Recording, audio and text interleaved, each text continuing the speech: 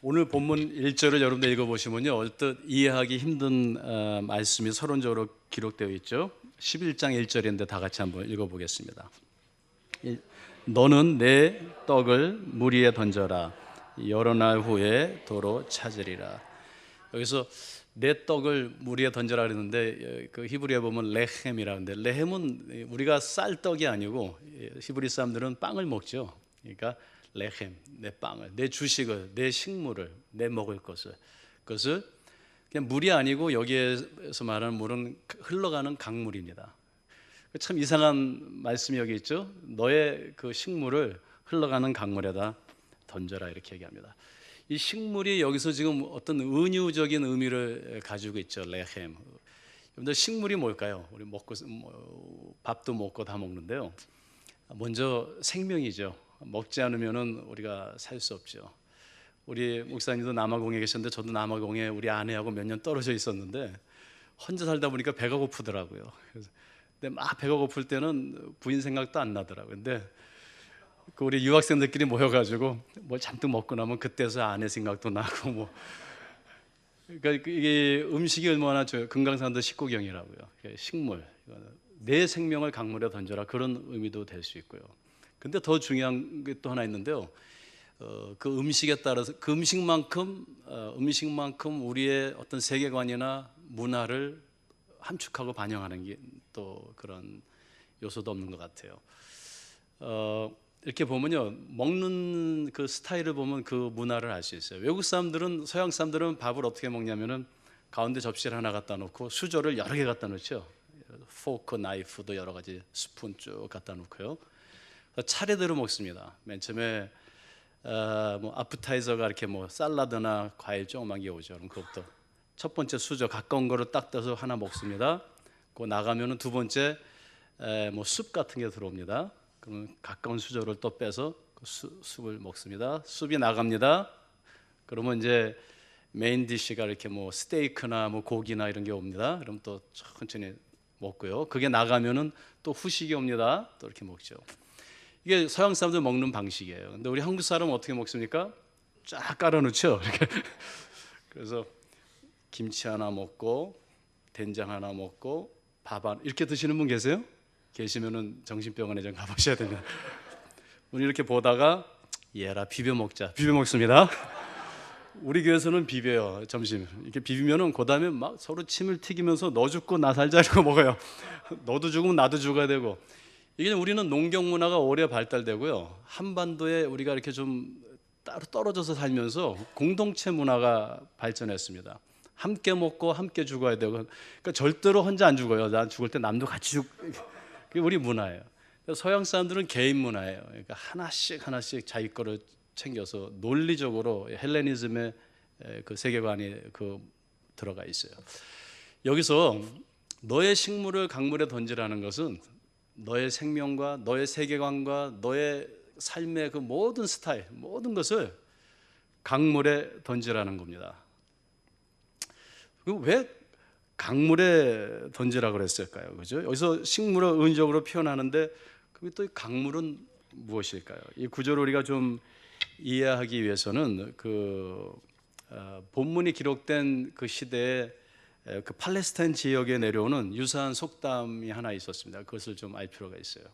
옛날에 어떤 왕이 있었는데 아주 사랑하는 독자 왕자가 있었어요. 근데 그 왕자가, 어린 왕자가 홍수가 나니까 물에서 놀다가 강물에 떠내려가서 사라져 버렸습니다. 뭐 이 부왕이 그 아들을 찾으려고 뭐 노력을 했지만 찾지 못했어요. 죽은 줄 알았는데 한 2주 후에 이 어린 왕자가 살아서 왔습니다. 그래서 부왕이 너무 기가 막혀가지고 이 어떤 이런 기적이 일어났을까, 어떻게 살아왔냐고 그랬더니 강물에 떠내려가다가 어떤 바위에 부딪히게 됐는데 그 바위로 기어 올라갔대요. 올라갔더니 그 이후로 비가 그쳤는데 매일 이런 가죽 자루가 둥둥둥 떠내려오는 겁니다. 그래서 그걸 주워 보니까 그 안에 빵이 들어있어요. 그래서 그 빵을 먹으면 또 가죽 주머니가 떠내려오고 먹으면, 그래서 그걸 먹고 두지를 잘 견뎠다 물이 다 빠진 다음에 수영을 쳐서 돌아왔다라는 거예요. 왕이 너무 신기해서, 아니 그 부왕이 이 가죽 자루를 누가 도대체 강물에 던졌을까 열어보니까 거기 이름이 있어요. 그래서 그분을 찾았더니 어떤 할아버지세요. 그래서 그 할아버지한테 왕이 그 할아버지를 데려다가 불러서 아니 어떻게 이 강물에다 이걸 던졌냐 그랬더니 내 성경을 읽다가 너는 내 떡을 물 위에 던져라 여러 날 후에 도로 찾으리라 그래서 한번 던져본 거래요. 여러분들 식물을 강물에 던지는 것만큼 내 생명을 내 빵을 떠내려가는 강물에다 던지는 것만큼 얼마나 아깝고 미련해 보이는 게 어디 있겠어요. 그죠? 그러니 하나님께서는 근데 지금 하나님께서는 그러한 우리의 던짐을 통해서 저와 여러분들의 삶을 아름답고 보람되게 복되게 만드시겠다는 약속입니다. 여러분 오늘 이 본문이 포함된 전도서는 총 12장으로 구성되어 있죠. 1장부터 12장까지인데요. 오늘 우리가 11장 1절부터 4절을 읽었어요. 여러분 1장부터 10장 바로 이 11장 1절 전 선행하고 있는 1장부터 10장의 그 내용과 논지가 무엇일까요? 읽어보시면요, 사람은 해 아래서 뭔가를 던지고자 하는 것보다는 뭔가를 얻으려는 그러한 본능을 가지고 있다라는 거죠. 뭔가 잡으려고 해요. 그래서 뭔가 얻으려는 그런 발버둥을 치지만 그것들이 끝내 궁극적으로 나에게 와서 멈출 때는요, 그 결과가 무엇이냐 그것을 설명하고 있어요. 1장부터 10장까지 거기 보면 허무함과 부패, 물질, 명예, 쾌락, 자식, 성공 그 자체가 헛되다는 것이 아니고요, 그러한 것들이 나에게 와서 그냥 머물 때 그리고 다시 강물에 던져지지 않을 때 나를 썩게 한다는 것이죠. 저는 어느 날 성경을 좀 공부하다가 놀란 것을 그냥 발견했어요. 제가 틀릴 수도 있는데 성공이라는 단어를 찾아보려고 하는데 개역 개정 성경에 성공이라는 말이 없더라고요. 신약에 부재해요. 오늘날 사실 우리는 성공을 어떻게 정의합니까? 내가 얼마만큼 가졌는가, 내가 얼마나 지식을 가졌는가, 재물을 가졌는가, 건강을 가졌는가. 근데 성공 혹은 success라는 영어 단어를 쳐도 신약에는 성공이라는 단어가 부재해요. 깜짝 놀랐어요. 우리에게는 너무나도 익숙한, 우리가 항상 추구하는 것들인데 왜 없을까? 구약에서 찾아보니까 success, successful, 성공, 성공하다 이런 몇 단어가 몇 군데 나오는데 한 세 군데 정도 나오는데 찾아보니까요 전혀 히브리어에는 다른 언어로 되어 있어요. 사칼. 근데 사칼이라는 명사도 혹은 동사가 될지라도 잠언서나 지혜서 보면 다 지혜 명철로 번역되어 있어요. 그러니까 구약에는요, 성경에는 지혜로운 삶이 성공한 것이지 뭔가를 내가 잡고 있는 것이 성공의 표준이 아니라는 것이죠. 그래서 전도서 1장을 보면 결론부터 말합니다. 전도자가 가로되 헛되고 헛되니 모든 것이 헛되도다. 눈은 아무리 보아도 족함이 없고 귀는 아무리 들어도 차지 않고 지혜가 많으면 번뇌와 근심이 더하고, 저도 다른 건 좀 못하는데 어렸을 때 공부를 열심히 해서 지식을 얻으려는데 결론은 머리 빠진 것밖에 없어요. 물질을 모으면 모을수록 더욱더 수고할 뿐이고, 이러한 인생을 우리가 어떻게 살아야 하는가 전도서의 고민이에요. 한마디로 성공하려고 하지 말고 지혜롭게 살아라. 지혜롭게 살아라. 그게 결론이에요. 그리고선 11장에 와서 그러면 그 지혜롭게 사는 방법이 무엇일까? 그래서 우리에게 지금 이야기하고 있는 것이에요. 여러분들 저희 학교가 양평 남한강 앞에 이렇게 있습니다. 팔당댐. 제가 어렸을 때 우리 아버님이 거기 저를 데리고 캠핑을 자주 가셨어요. 제 기억이 나요.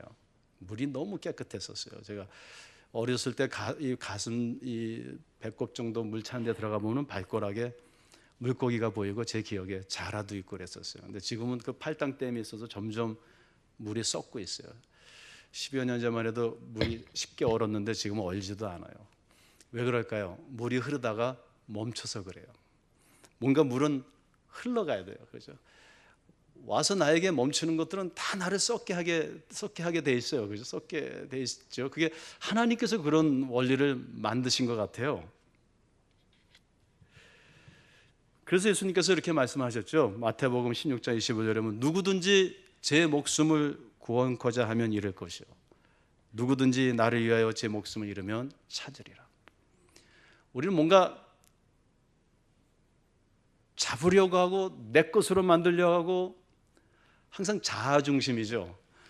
성경에는 거기는 행복이 없다. 거기는 궁극적으로 헛되다. 아무리 수고하고 노력해도 헛될 것이고, 아무리 계획해도 미래를 알지 못할 것이며, 아무리 정의를 지키려고 해도 불의할 것이고, 아무리 부를 축적해도 남이 가져갈 것이고, 그리고 아무리 선하게 살려고 해도 악인이 성하는 것을 볼 것이다. 지금 전도서가 그런 이야기를 우리에게 하고 있어요. 그러므로 지혜로운 삶은 무엇일까? 나의 생명을 떠내려가는 강물에 던지라는 것입니다. 자, 이것을 좀 더 구체적으로 얘기하기 위해서 그 다음 주 2절을 한번 읽어볼까요? 우리 2절을 다 같이 한번 읽어보겠어요. 시작. 7에게나 8에게나 나눠줄지어다 무슨 재앙이 땅에 임할는지 내가 알지 못함이니라. 여기서 지금 7이나 8에게라는 말이 나오는데요, 이게 7, 8명이라는 말이 아니라 지금 7은 히브리어의 온전한 숫자죠. 완전 숫자예요. 그 이상으로, 그러니까 끊임없이 여기서 지금 강물이 7, 8명하고 지금 이렇게 비교되고 있어요. 그 강물이 무엇이냐? 그 강물이 나 아닌 타인을 이야기한다는 거예요. 7이나 8에게나. 재앙이 임할 것이라는 건 뭐냐면은 내가 지금 할 수 있을 때, 언제 할까가 아니라 내가 지금 기회가 이미 주어졌을 때, 그 화목제를 드릴 때 보면요, 레위기 19장에 보면은 하나님 앞에 화목 제물을 가져와서 이틀 동안 가족과 이웃과 레위인과 고아 나그네를 나눠야 됩니다. 근데 3일째 음식이 남으면 태워버려야 돼요. 3일째 음식이 남으면은 태우지 않고 그걸 먹으면 하나님의 저주가 임해요. 왜 그렇게 하셨을까요? 이틀 동안 기회를 주신 겁니다. 조금도 남기지 말라는 것이에요. 여기서 7에게나 8에게나 그 재앙이 임하기 전에 나에게 지금 하나님이 주신 그 시간 안에 주저하지 말고, 생각하지 말고 너의 생명을, 너의 삶을 한번 던져보라, 그런 말이에요. 그죠? 1절에서 내 식물을 강물에 던져라. 2절에서 7에게나 8에게 나눠주어라. 그럼 우리 강물은요, 자아 밖에 있는 모든 우리의 이웃들을 의미하고 있습니다. 여러분 한번 생각해 보세요. 강물과 같은 내 남편에게 나의 생명을 던진다는 것, 강물과 같은 내 아내에게, 강물과 같은 내 자식, 한번 사실 스쳐가는 겁니다. 그죠? 강물과 같은 나의 이웃.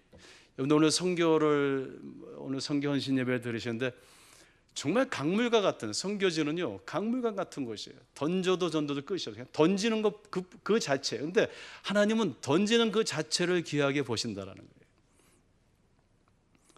거예요. 제가 이번에 안식년을 맞이해서 어디로 가서, 우리 보통 교수들이 안식년 하면은 뭐 유럽이나 미국 가서 이제 공부하고 책을 써야 되니까. 근데 가만히 생각해 봤어요. 기도하면서 하나님께서 너희 학교에는 외국인 학생들이 많이 와 있는데 다 선교지에서 왔으니까 안식년을 선교지 가서 한번 지내봐라. 그래서 제가 캄보디아 가서 지금 6개월을 쭉 지냈어요. 정말 던져도 강물과 같은 그 영혼들이죠. 쉽지 않아요. 그렇지만 잘 생각해 보면요, 던지는 게 쉬울까요? 뺏는 게 쉬울까요? 무엇이 더 어려울까요? 어떤 분들은 교회 와서 누가 나한테 인사했는가 그거 체크하러 오시는 분이 있어요. 아침마다 일주일 꼬박 기다렸다가. 여러분 인사 받는 게 쉬운가요? 인사하는 게 쉬운가요? 여러분들 용서 받는 게 쉬울까요? 용서하는 게 쉬울까요? 둘 다 어려워요. 저는 제가 8살 때 한국 떠났어요. 한국에서는 초등학교 1학년밖에 안 다녔어요. 어떻게 한국말을 저렇게 잘할까? 한국 가서 배웠어요. 초등학교부터 대학까지 외국에서 그냥 공부를 했어요. 그리고 이제 한국에는 이렇게 이제 우리 학교에서 추천해서 섬기러 왔는데 한국에 와서 우리 학교에 큰 한번 일이 벌어졌었어요. 뭐 서로 고소하고 신학교 안에서는 벌어져야 하지 말아야 일들이 그대로 벌어졌어요. 저는 뭐 제 생각에 쟤는 학생들 가르치고 그들 섬기고 그런 죄밖에 없는데 여기저기서 고소가 들어왔어요. 어떤 뭐 반대파를 이렇게 뭐 해가지고 또 뭐 고소를 했어요. 제가 미국으로 돌아갈까 그러다가 하나님께서 여기까지 보냈으니까 한번 기다려보자. 지금은 아주 우리 학교가 은혜스럽고 정말 좋은 아름다운 학교로 다시 회복이 됐어요. 근데 그런 과정이 있었어요. 어떤 분이 저를 고소를 했어요. 직원이, 학교 직원이. 그래서 한 3, 4년을 저는 세상에 태어나서 처음으로 법정에도 가보고 경찰서도 끌려가보고 그래서 한 4년 만에 법정에서 제가 이겼어요. 그리고 그분은 학교에서 이제 쫓겨났어요. 이제 젊은 사람인데 잡이 없어졌어요. 제가 기도했어요. 하나님한테. 하나님, 제가 목사고 신학자고 이런데 같은 기독교인과 이렇게 법적으로 싸워서 이기면 기쁠까요? 슬플까요? 저는 너무 슬펐어요. 용서를 해야 되는데 어떻게 용서를 해야 될까? 기도하는데 하나님께서 그런 마음을, 용서는 마음으로 하는 게 아니라 행동을 해야 돼. 지금 그 사람이 지금 잡이 없어서 젊은이들이 그 잡을 잃으면은 직업 찾기가 힘들죠. 거의 1년을 잡을 못 찾고 있었어요. 그래서 제가 정말 매일 기도했어요. 하나님, 그 친구 좋은 직업을 찾게 해주세요. 찾게 해주세요. 막 기도하는데 하나님께서 더 마음을 뭐라고 주시냐면, 그게 용서냐? 네가 찾아줘야지. 그래서 열심히 찾으러 다녔어요. 1년을. 근데 마침 어디 좋은데 그분이 꼭 일할 수 있는 자리가 나왔어요. 그래서 제가 거기 가서 그분에게, 저를 잘 아시는 분이에요. 그래서 제가 이렇게 전에 싸웠던 사람인데 참 좋은 사람이에요. 여러분, 싸우면요 둘 다 나빠요. 좋은 사람 하나도 없어요. 저도 나쁜 사람이고 그 사람도 나쁜 사람. 우리 다 죄인이잖아요. 우리 그 친구하고 이렇게 됐는데 제가 너무 마음이 아픕니다. 근데 정말 실력 있는 사람입니다. 제가 보정할 테니까 좀 취직 좀 시켜주십시오. 근데 비밀로 해주세요. 비밀로. 그래가지고 이렇게 해서 취직이 됐어요. 그리고 3년이 지났어요. 근데 금년 1월 1일에 어디서 따르릉 전화가 왔어요. 교수님, 목소리 들으니까 그분이에요. 교수님이 저 취직시켜 주셨다면서요. 아유, 아니에요. 제가 정말 잘못됐어요. 내가 목사고 교수인데 그때 이렇게 싸웠다. 아니에요, 교수님. 제가 또 생각해보면 제가 정말 젊은 사람이 또 그 상황에서 너무 잘못했어요. 너무 감사해요. 근데 제가 그날요 얼마나 기뻤는지 한 가지 깨달은 게 있어요. 뭐였냐면, 하나님이 우리를 용서하셨을 때 우리보다 하나님이 더 기쁘셨겠구나. 여러분들, 용서하는 사람이 기쁠까요? 용서받는 사람이 기쁠까요? 저는 전에는 용서받는 게 너무 기뻤어요. 하나님께 용서받은 게 얼마나 기뻤는지 몰라요. 밤을 새서 기뻐서 찬양하고 그랬는데, 용서하는 게 더 기쁘더라고요. 내 식물을 강물에 던져라. 제가 성경에서 가장 좋아하는 말씀 중에 하나가, 진리가 너희를 뭐요? 자유케 하리라. 여러분들, 교회 와서 자유롭지 않으면요 교회 다니지 마세요. 이 교회는 자유롭게 하는 곳입니다. 하나님께서 여러분들 자유롭게 하시는 곳이에요. 근데 그 자유는 뭐냐면요, 던짐의 자유예요. 우리 어머니 이렇게 보면은 지금 88이세요. 미국에 사시는데 영어를 잘 못하셔도요 미국 친구들이 많아요. 저희 어머님은. 한국에 오실 때도 저희가 1년에 한 번씩 꼭 모시는데, 1년 내내 아프시다가 저희가 3월에 모시는데 3월이면 꼭 부활하세요. 이렇게. 근데 보면은요, 뭐 한국 음식 하고 뭐 이렇게 하셔가지고요, 그냥 혼자 앉아서 옆집 앞집 미국 사람들 먹지도 않는데 막 다 갖다 줘가지고 그 옆집 앞집 사람들 다 한국 음식 먹을 줄 알아요. 지금 봄이 되면 튤립 뭐 이런 것을 미리 옆집에 막 심어주고요. 이러니까 제가 미국을 떠난 이후에 우리 옆집에 젊은 미국 부부가 왔는데, 우리 어머님이 항상 그렇게 하시니까 그 젊은 부부가 자식 노릇을 해주고 있어요. 지금 겨울에 눈 다 치워주고요, 여름에 잔디 다 깎아주고요. 그렇게 서로 던지는 삶이에요. 얼마나 아름답습니까? 그죠? 근데 더 재밌는 게 있어요. 우리 그리스도인들은 던지지 않으면은 끝내는 하나님이 강제로 던지게 하세요. 그래서 미리 던지는 게 좋아요. 플로리다에 어떤 장로님 계신데, 제가 오늘은요 설교보다 그냥 간증이에요. 저 신학교에서 매 신학 가르치는 사람이라 이런 기회가 있으면 간증하고 싶어요. 플로리다 어떤 장로님 한국분이 교회 바로 앞에 사세요. 그러니까 얼마나 불편해요. 이민교회니까 예배 끝나면은 미국 교회 교회에서 이제 자주 계속 소그룹으로 모이니까 교회 장소 모자르면 막 장로님 댁 들어와서 냉장고도 뒤지고 뭐 여전대 와서 또 해야 한다고 또 장로님 막 그 응접실에 들어오고, 아, 장로님 어떻게 이렇게 교회 바로 앞에 집을 사셨어요? 그랬더니 제가 그게 아니고 옛날에 이민 와가지고 자기가 예수 예자도 몰랐는데 이민 가면은 그냥 한국 사람 보고 싶으니까 한국 교회 갔더니 장로님들이 넥타이 딱 매시고 앞자리에 앉아 계시더래요. 너무 보기가 좋더래요. 그래서 장로 어떻게 되냐고 물어봤더니 뭐 교회 출석하고 11조 이렇게 하면 된다고. 그래서 열심히 해야 하니까 됐대요. 예수도 안 믿고 장로가 됐는데, 장로가 되고 나니까 너무 힘들더래요. 물릴 수도 없고 그 좁은 한국 사회에서 야, 이걸 어떡하나 고민하다가 한 교회에서 한 40분 정도 운전하고 떨어진 데 가서 집을 사면은 그냥 주일날만 살짝 왔다 가면 되니까 그렇게 해야 되겠다. 이사를 가셨대요. 이사 가자마자 교회 도시계획에 걸려가지고 목사님이 땅 찾다 보니까 그 장로님 바로 옆에 땅이 나가지고요. 하나님께서 교회를 글로 옮기셨대요. 그래서 장로님 예수님 믿게 되셨대요. 정말 너무 무서워서. 3절을 다 같이 한번 읽어볼까요? 시작. 구름에 비가 가득하면 땅에 쏟아지며 나무가 나무로나 북으로나 쓰러지면 그 쓰러진 곳에 그냥 있으리라. 여기 먼저 상반절에 보면은 우리 자신을 구름으로 이제 비유하고 있어요. 맨 처음엔 너의 생명을 던져라 이렇게 얘기했는데, 구름에 비가 가득하면서 구름의 유용성은 비가 되어서 자신을 비우는 데 있어요. 그죠? 그래서 비를 내리는 겁니다. 그러니까 우리의 계산은 내가 얼마만큼 채웠는가, 얼마만큼 모았는가에 중점을 두지만 하나님께서는 내가 얼마만큼 쏟았는가, 비웠는가에 초점을 두신다라는 것이죠. 시편 90편 12절에 보면은 모세의 기도가 있죠. 우리에게 우리 날 계수함을 가르치사 지혜로운 마음을 얻게 하소서. 우리가 굉장히 똑똑한 것 같은데 미련해요. 그건 나이가 들어도 나이하고 아무 상관없어요. 인간의 미련함은. 우리의 계산 방법은 항상 미련해요. 하나님의 계산 방법하고 틀려요.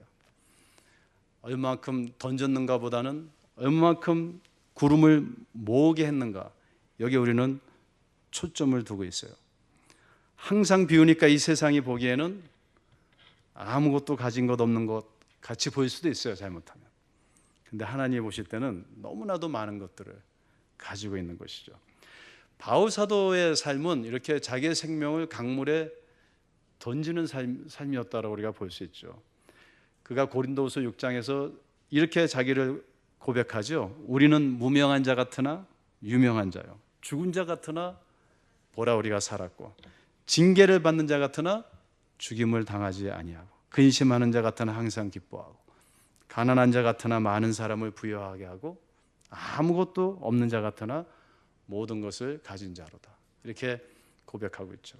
반대로 요한계시록 4장의 17절에 보면은 모든 것을 가진 자 같으나 아무것도 없는 자들이 있어요. 하나님 보시기에는 내가 말하기를 나는 부자라 부유하여 부족한 것이 없다 하나 내 공고한 것과 가련한 것과 가난한 것과 눈먼 것과 벌거벗은 것을 알지 못하도다. 하나님의 눈은 다르시죠. 하나님의 계산 방법이 달라요. 근데 여기 하반절에 좀 해석하기 어려운 문구가 하나 있어요. 구름을 이야기한 다음에 뭐라고 얘기하시냐면, 나무가 나무로나 북으로나 쓰러지면 그 쓰러진 곳에 그냥 있지 아니하냐 질문하는 겁니다. 여러분, 나무가요 북쪽으로 탁 쓰러졌어요. 여러분들이 보는 앞에서 나무가 스스로 쭉 일어나서 남쪽으로 다시 딱 쓰러지는 거 여러분들이 보셨어요. 그땐 정신병원에 또 가셔야 돼요. 여러분들, 나무가 북으로 쓰러지면 그냥 쓰러져 있지 않느냐? 나무의 한계예요. 스스로 옮길 수 없어요. 남쪽으로 쓰러지면 남쪽으로 있지 아니하느냐? 무엇을 의미하냐면요, 우리 인간이 가지고 있는 자유의지라는 게 얼마나 한계적인 거를 보여주고 있어요. 세상이 우리 마음대로 안 된다라는 것이에요. 어느 때는요, 우리가 북쪽으로, 나는 남쪽으로 쓰러지고 싶은데 북쪽으로 쓰러져 있어요. 어느 때는 내가 북쪽으로 쓰러지고 싶은데 남쪽으로 쓰러져 있어요. 왜 이 문맥 안에서 이 구절이 여기 들어가 있을까요? 어떤 사람들은 그 4절의 설명이 나와요. 한번 읽어볼까요? 다 같이 읽어보겠습니다. 시작. 풍세를 살펴보는 자는 파종하지 못할 것이요 구름만 바라보는 자는 거두지 못하리라. 어떤 사람이 이렇게 하죠. 이렇게 얘기해요. 나에게 건강만 있었다면 나도 빵 하나 정도는 물에 던질 수 있어. 나도 누구처럼 뭐 박사 뭐 학위를 하나 갖고 있고, 나도 누구처럼 지식이 많고 권력이 있다면은, 나도 누구처럼 시간의 여유가 있다라면은 풍세를 살피면서요. 그럼 나도 빵을 강물에 던질 수 있어. 근데 나는 지금 북으로 쓰러져 있잖아. 내가 만약에 남으로 쓰러져 있었다면은, 그러면서 풍세를 살피면서 아무것도 안 한다 그런 말이에요. 풍세를 보니까, 구름을 보니 지금은 심을 때도 아니고 거둘 때도 아니고, 그리고 나는 북쪽으로 쓰러지고 싶은데 남쪽으로 쓰러져 있고, 몸도 아프고요, 환경도 힘들고요, 재물도 없고요, 배운 것도 없고요. 그래서 나는 아무것도 던질 게 없어. 이런 사람들이 있다는 거예요. 근데 여러분들 한번 가만히 보세요. 해 아래 온전한 자가 어디 있습니까? 온전한 환경이 어디 있습니까? 참 편할 때가 언제 있어요? 저희 할머님께서 97에 돌아가셨어요. 미국에서. 저희 할머님이 제가 한국에 오니까 정말 돌아가시기 일주일 전까지 얼마나 정신이 맑으신지 몰라요. 저한테 꼭 전화하셔가지고, 한영아, 인생은 고난이야, 고난. 고난이 싫으면 가서 묻혀. 그 역사의 파란만장한 인생을 사신 97세 할머니신데 그렇게 말씀하셨어요. 다 이렇게 문 두들겨 열어보면요, 다 고난이에요. 많은 사람들이 저를 보면서, 이한용 목사는 이게 얼굴이 환해가지고 고난이 절대 안 보인다고. 제가 얼마나 고난스러우니까 다 빠지고 목사가 됐겠어요. 풍세를 살피지 말고 북으로 쓰러져 있든 남으로 쓰러져 있든 네가 가지고 있는 것을 한번 던져봐라. 그 던진 자체가 너의 삶을 지혜롭게 하고, 우리가 주님 앞에 있을 때 남는 건 그것밖에 없다라는 거예요. 저희 집에는요, 우리 외삼촌하고 저희 어머님하고 두 분이, 우리 아버님 독자시고 이북에서 오셨어요. 그러니까 친척이 없어요. 근데 우리 딱 두 집인데, 외삼촌이 딸 7 낳으시고 우리 어머님이 딸 4이에요. 저 아들 하나예요. 그러니까 뭐 어려서부터 꽁치는 저만 주시고 이렇게 쓰다만 주시고 이렇게 된 거예요. 근데 사랑을 너무 많이 받았어요. 근데 셋째 누님하고 제일 친했어요. 제 바로 위 누나예요. 삼촌도 딸만 7을 낳으시죠. 우리 집도 딸만 나니까 우리 바로 위 누님을 명자, 아들 자자를 쓰셨어요. 그래서 제가 태어났어요. 나이도 나이가 우리 셋째 누님하고 저가 3살 차이예요. 근데 제가 어렸을 때 공부를 좀 열심히 했어요. 열심히 하다 보니까 월반을 해가지고 우리 누님하고 비슷하게 나이 차이 나죠. 대학을 들어갔어요. 그래서 타주에 가서 누님하고, 그 셋째 누님하고 기숙사 생활도 같이 하고 하숙 생활도 같이 하고, 그러니까 그 어떤 누님보다 제일 친했어요. 근데 저희 셋째 누님이요, 그렇게 미녀였어요. 그리고 저는 신앙이 정말 없었는데 우리 누님은 그렇게 신앙이 좋았어요. 그리고 저는 그냥 밤새도록 놀다가 아침에 뭐 이렇게 해서 가서 공부하고 그러는데, 우리 누님은 기계예요. 딱 앉으면 공부를 10시간이고 그렇게 성실하고 정직할 수가 없어요. 그래서 참 제가 그 누님을 너무너무 좋아했어요. 그리고 이제 시집을 가셨어요. 근데 임신을 못하는 거예요. 장남한테 시집을 갔는데, 그러니까 1년, 2년, 3년, 4년 기다리다가 너무 노력하는데 임신이 안 되니까 스스로 자꾸 우울증이 생기고 친구들 모임에도 안 가고 자꾸만 이러는 거예요. 저도 그 누님이 굉장히 걱정되고 그랬는데, 저는 원래 의학을 전공했어요. 의사인데 우리 누님이 전화가 왔어요. 한영아, 나 임신했어. 타주에서 한 1000몇 킬로 떨어진 타주에서 하는데 얼마나 제가 기뻐요. 제가 임신한 것 같아요. 너무 기뻐가지고. 그 누님이 임신했다니까 5년 만에. 그래서 한영아, 내가 100일 기도를 드렸는데 100일 기도 딱 끝나자마자 캘리포니아에서 시어머니가 전화가 오셨는데, 새벽 기도 때 하나님께서 임신할 거라고, 며느리가 전화해보라고. 자긴 100일 기도가 끝났고 시어머니는 그렇게 기도하셨고, 그래서 병원에 가서 체크를 했는데 일주일 후에 임신이 됐다라는 거예요. 기적이죠. 근데 저는 신앙이 없으니까 그거는 다 우연이지 이렇게 이제 생각하고 하여튼 축하를 했어요. 축하를 했더니 그리고 3개월이 지났어요. 누님이 갑자기 전화가 왔어요. 한영아, 나 지금 너무 아파. 그래. 뭐가 아파요? 지금 허리가 끊어진, 이렇게 표현을 해요. 도끼로 생다리를 양쪽으로 이렇게 자르는 것처럼 아프대요. 그러냐고. 그래서 제가 토요일 날 비행기를 타고 저는 월요일 날 또 돌아와야 되기 때문에 주말에 가서 보니까 누님이 누워 있는데 뭐 아파서 어찌할 바를 몰라서 누나 이러지 말고 빨리 우선 약 먹고 그리고 월요일 날 꼭 대학병원에 찾아가라고. 근데 우리 누님이 좀 뭐 공부할 때도 10시간이면 앉아 있는 것처럼 이 애가 하나님이 주셨다. 그러니까 약도 먹으면 안 된다. 타치하면 안 된다. 이렇게 생각을 하고 있는 거예요. 그리고 참 신앙이 좀 잘못 들어가도 문제예요. 그죠? 그래가지고 저는 이야기를 하고 왔는데 누님이 그다음에 저한테 속인 거예요. 매일 아픈 거예요. 근데 병원에 갔어요. 갔더니 의사가 또 오진을 한 거예요. 그냥 애가 특별나서 지금 또 자궁이 척추를 눌리고 있어서. 근데 저도 의사니까 제가 혹시 척추에 암이 있지 않나 그런 생각을 했어요. 사실 그게 암덩어리였어요. 그러니까 척추에 암이 아기하고 같이 자라나는 겁니다. 그러니까 얼마나 아프겠어요. 배는 불러오죠. 압력은 더 심해지죠. 암은 척추뼈를 부시면서요. 생각을 해보세요. 이 이빨 신경이 얇은 거 하나 눌려도 아픈데 손가락만한 신경들을 이 암덩어리가 치고 이렇게 뼈를 부시면서 들어가는 거예요. 여기가 다 뼈가 부셔. 그러니까 생뼈가 부셔지니까 얼마나 아프겠어요. 근데 모성애라는 게 얼마나 강한 거냐면은 그 애기 하나 살리는 생각으로 그냥 참는 겁니다. 그냥 그렇게 참다가요 8개월쯤 돼가지고 갑자기 두 다리가 마비가 되고 혼 상태로 들어갔어요. 그때까지 병원 안 간 거예요. 얼마나 지독한지요. 참은 거예요. 보통 사람은 참을 수가 없어요. 엑스레이를 찍으니까요, MRI 찍으니까 척추뼈 몇 개 이렇게 있고 두 다리 있고 옆에 위부터 뼈가 다 부서져 있고 암이 이렇게 다 퍼져 있어요. 그리고 혼 상태로 들어갔어요. 8개월 됐는데 애를 핏덩어리를 빼냈어요. 근데 애는 살았어요. 누나는 혼 상태 들어갔어요. 그러니까 우리 미국 의사들이 뉴저지에 입원을 했는데 한번 회의를 하셔서 제가 갔더니 자 이제 호스피스로 들어가는데 지금 아무리 약을 줘도 이 통증을 컨트롤이 안 된다. 조절이 안 되니까 둘 중에 하나를 택하라고 그래요. 레이저로 이 척추를 잘라서 밑으로 다 마비되게 해가지고 안 아프게 죽게 하는 거 하고요. 두 번째는 전체 마취를 시켜서 그냥 안 아프게 죽게 하자는 거예요. 결론은 전체 마취를 시키기로 했어요. 근데 우리 누나가 그 8개월 배가 될 때까지요.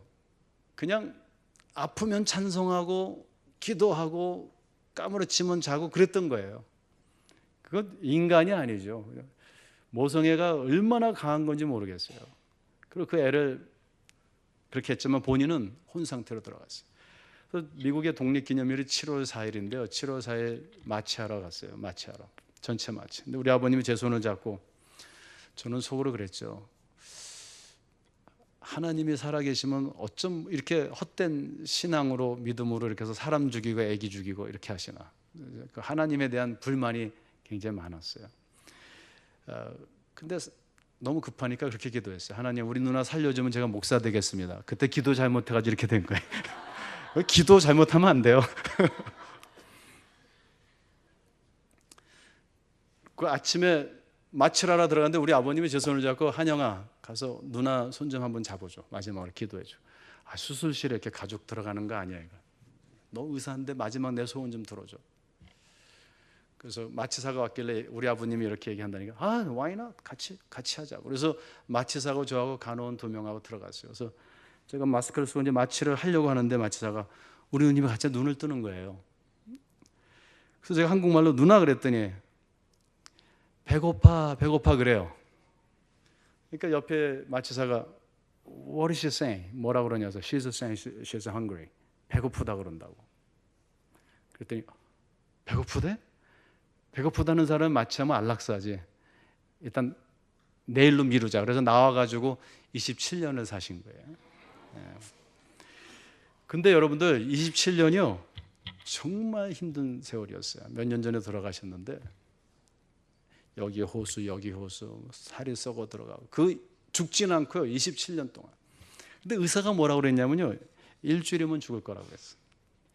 그래서 우리 누님이 그 혼 상태에서 깨어나가지고 그 나온 다음에 몸이 좀 회복되면서 내가 일주일을 어떻게 살까? 나에게 일주일을 어떻게 살까? 그래서 교회 화장실을 한번 청소하고 천국에 가고 싶대요. 그래서 우리 매형이 그걸 업고 가서 교회 화장실을 그 아픈 몸으로 청소를 했는데요, 27년을 청소하셨어요, 매주. 그리고 그 몸을 가지고요, 어려운 자들, 뭐 젊은 사람들 이렇게 부부싸움 하면요, 두 부부가 가서 우리는 이렇게 아픈데도 사랑하고 사는데 싸우지 말아요. 그러면 그냥 안 싸워요. 감옥소에 가서 감옥에 있는 사람들 가서 이렇게 섬기고요. 또 한국 이민 온 사람들 매번 그 영어 통역해 주러 다니고 그 휠체어를 타고 그 몸을 가지고 대변 주머니, 오줌 주머니 다 차고요. 하루도 안 아픈 날이 없어요. 그걸 차고요. 일주일 하다 27년을 산 거예요. 일주일을 봉사하면서. 우리 매형은요, 제가 요새 뭐 신학책을 많이 쓰니까 우리 아버님이 그런 책들 그만 쓰고 이런 사람도 있다라는 제목으로 책을 하나 쓰래요. 누구냐니까 네 매형이지. 그리고 20페이지를 우리 아버님이 써가지고 보내주셨어요. 지금 제가 서랍에 놓고 있는데 저희 아버님이 집서 쓰셔. 저희 매형이요, 27년을 그 아내를 옆에 두고요, 하루도 빠짐없이, 제가 볼 때 우리 누나 마리아는 마치 신랑이 처음 자기 신부를 대하듯이 이렇게 사랑해 줬어요. 27년. 몸이 아파서 머리 이렇게 돌리면 이쪽에다가 또 성경 구절을 붙여주고, 죽는다 그러면 뭐 나 같으면 한 27년쯤 아팠으면 죽었으면 하는데요, 마지막까지 못 죽게 하려고 막 의사랑 싸우고요. 그 누나를 그렇게 사랑해 줄 수가 없었어요. 우리 누님이 항상 그랬어요. 저 사람이 혹시 사람인가 아니면 하늘에서 내려왔는가. 제가 사람이야, 사람. 걱정하지 마, 사람이야. 여러분들, 우리는 사지가 멀쩡하고 너무나도 가진 게 많아요. 근데 저희 누님은 그렇게 살다 가셨어요. 일주일을 저희 매형은 일주일을, 하루하루를 그렇게 사랑하면서 사셨어요. 여기 혹시 남편들 중에 아내 뭐 반찬이 맛없다고 말하시는 분들은 그건 정말 천벌을 받을 일이에요. 우리 매형은 27년 동안 아내를 헤매겼어요. 그러면서도 사랑하고 축복, 비즈니스 하시면서. 여러분들, 도대체 그리스도인이라는 게 무엇일까요? 예수 믿는다라는 게. 왜 오늘날 우리 한국 교회가 이렇게 세상으로부터 손가락질을 받을까요? 우리는 성공을 찾고 있어요. 예수의 이름을 팔아서. 우리 가만히 보면요, 천국을 팔아서 땅을 사려고 그래요, 우리는. 근데 사실 땅을 팔아서 천국을 사야죠. 침노하는 자가 되라, 이렇게. 여러분들, 무엇이 기쁠까요? 무엇이 우리를 자유롭게 할까요? 내 빵을, 내 생명을 던지는 데 있습니다. 저는 우리 우리 매형을 보면서, 제가 결혼하고 지금 28년 동안 제 아내를 밥을 해주기로 했어요. 그래서 그러니까 이런 강의 나오면 너무 좋아요. 아니면 또 메뉴 걱정하고 막 이래야 되는데, 저도 여러분들처럼 뭐 1분을 쪼개면서 사는 사람이 그렇지만 제가 꼭 아내 음식을 해줘요. 일부러 섬기기 위해서. 예수님께서 그러셨어요. 나는 섬김을 받으러 오지 아니했다. 난 섬기러 왔다. 이사야서 보면은 앞으로 도래할 할 메시아를 히브리어로 에베드라고 그래요. 종이다. 앞으로 너에게 도래할 하나님의 모습은 종의 모습으로 오시는 하나님. 너의 식물을 강물에 던져라. 가정에서부터, 교회에서. 그럴 때 우리 한국교회의 부흥이 다시 일어나고 우리 사회가 세워질 것입니다. 다 같이 기도하겠습니다.